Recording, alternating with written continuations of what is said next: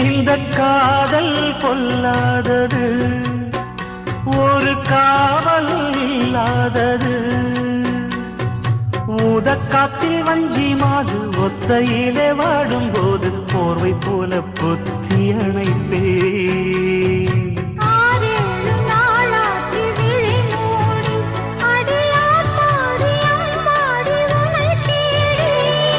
நீதானே மானே என் இளஞ்சோடி, உனை நீங்காது என்றும் என் உயிர் நாடி.